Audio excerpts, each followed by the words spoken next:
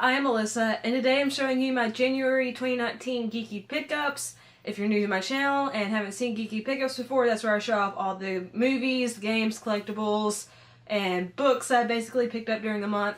And yeah, that's the gist of it, so let's get into it. I will have timestamps down below in case you want to jump around to different sections.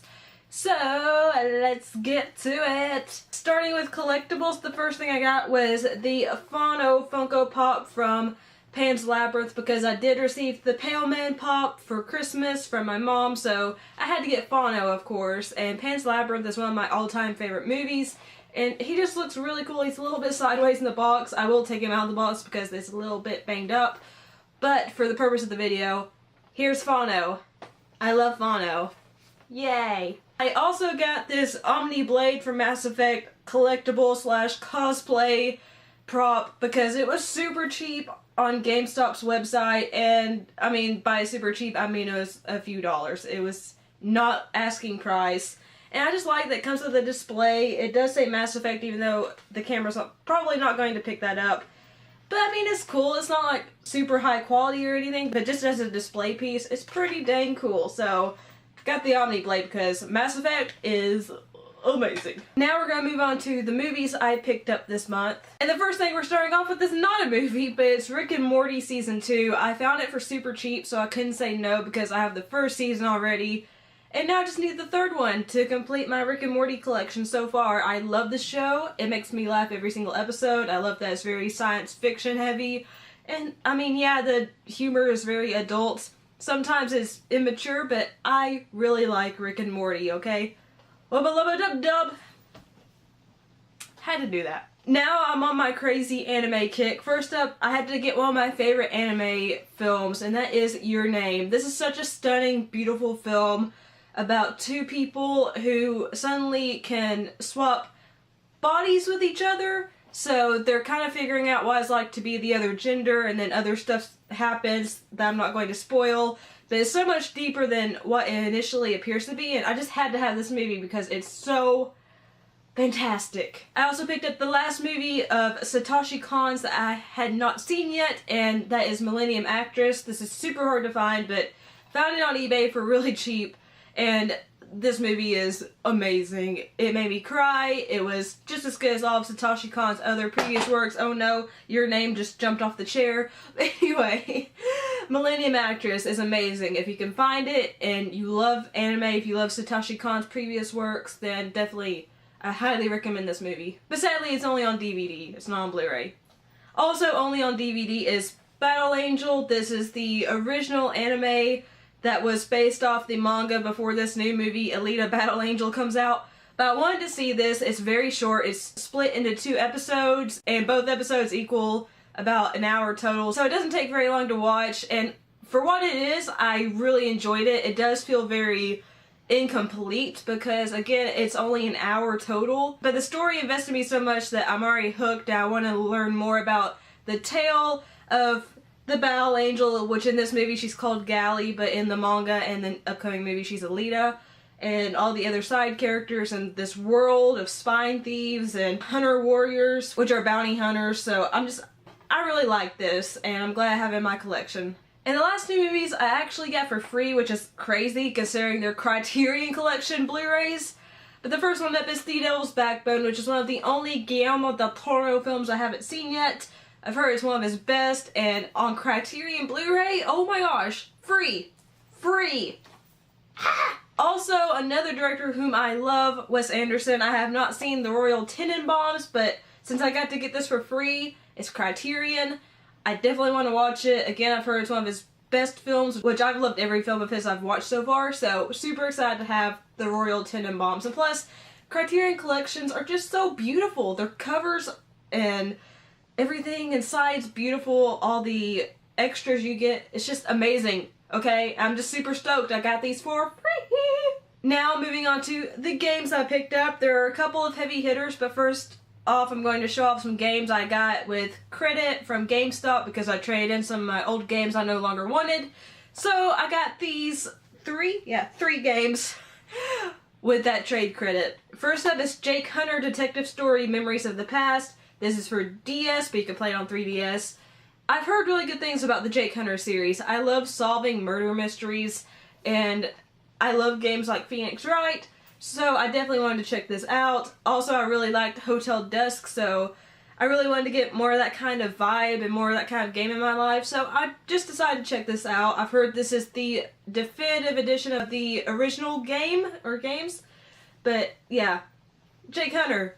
I'm gonna try it. I also picked up Virtue's Last Reward on 3DS because I love 999 but never got to play this game, and I'm really excited to play it now since I got it with the trade credit. And finally, I also picked up Final Fantasy XII The Zodiac Age on PS4. I've never played Final Fantasy XII, and I'm really excited to dive into it at some point with this edition because on PS4 I'm sure it's going to look amazing. I've heard they made changes that have made the experience better, so really excited to dive into this someday. I also had to snag Tales of Vesperia Definitive Edition because Tales of Vesperia is one of my favorite JRPGs of all time. It actually is my favorite JRPG of all time. It got me hooked into the RPG genre, and to play it remastered on Xbox, I think there's new characters or a new character. I'm just really excited to dive back into this world. It's going to have to be a time when there's like a gaming dry spell because this is easily a 75-hour plus game. So really excited to dive back into this when I get a chance to, but I mean I had to get it since I love this game so freaking much. I also snagged the deluxe edition of Kingdom Hearts 3 on PS4, and it comes with an art book, a really beautiful steel book, this pin in the back here, I don't know if you can see it, but it's Sora, and of course it comes with the game.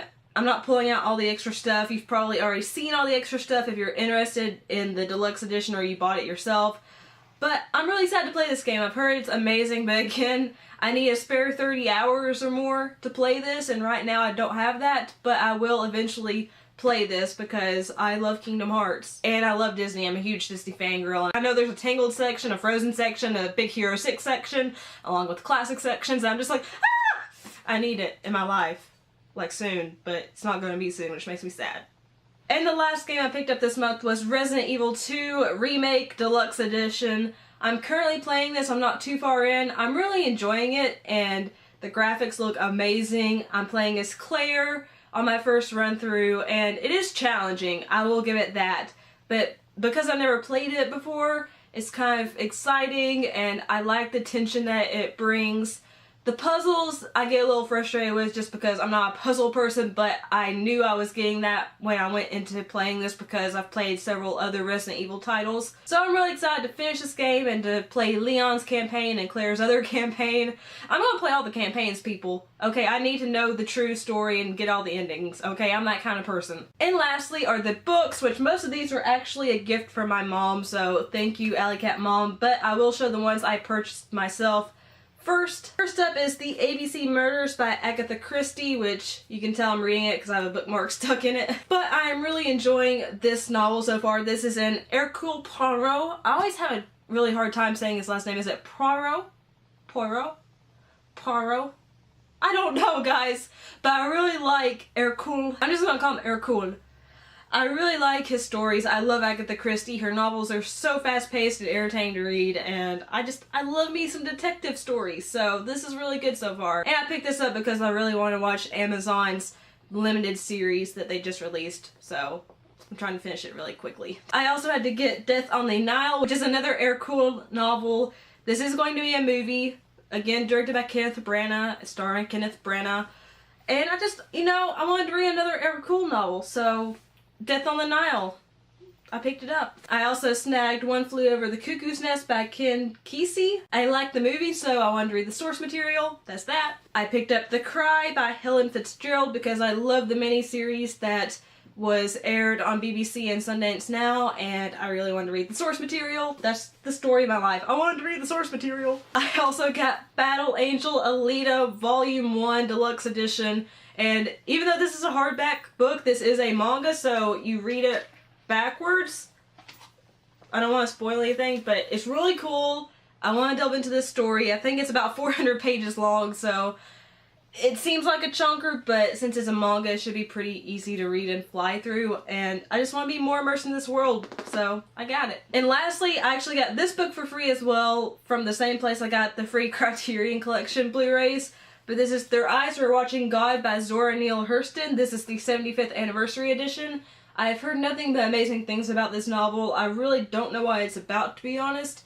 But I mean, for free, and after hearing so many great things about it, I had to say yeah to it. Now, all the following books are from the thrift store, and they're all gifts from my mom, so again, thank you, Mom, for giving me books and adding to my never-ending TBR. And I don't really know much about these books, so I'm just gonna quickly go through them, but the first one up is The Year of Magical Thinking by Joan Didion. I've heard that she is a fantastic memoirist, and that her books will just kind of rip your heart out and make you think. So I just wanted to check her out. I know there's a documentary on Netflix about her, but I do want to read one of her books before I delve into that documentary. So I picked up this one because this one I've heard the most about. I also picked up The Help by Kathryn Stockett. I have not seen the film adaptation, and I do want to read the book before I watch the film, so I have it now. I've heard, again, amazing things. I have Rivers of London by Ben Aronovich. I've heard it's very weird, it's very out there, but I wanted to give it a shot, and I was kind of surprised to see it in my very small town thrift store. So yeah, I'm excited. I also found this beautiful edition of the Fangirl's Guide to the Galaxy by, it just says Mags.